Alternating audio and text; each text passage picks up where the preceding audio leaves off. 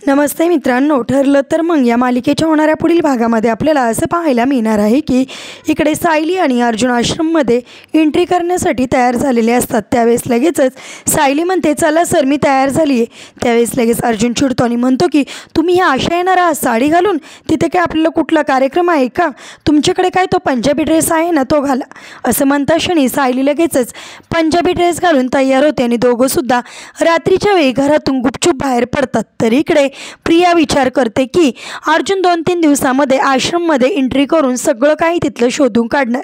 अर्जुनच्या हाती काजं काही लागण्याआधी मलाच तिथलं जे माझा पुरावा आहे गाठोडं ते मला गायब केलं पाहिजे आणि त्यासाठी मला आत्ताच आश्रमामध्ये गेलं पाहिजे असं म्हणून ती सुद्धा रात्रीच्या वेळी घरातून गुपचूप बाहेर पडते।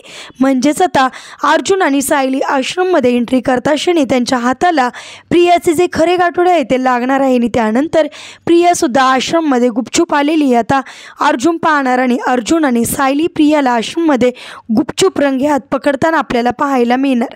असेच मालिकेच्या पुढील अपडेटसाठी तुम्ही आपल्या रंजक मराठी चॅनलला नक्की सबस्क्राईब करा। थँक्यू।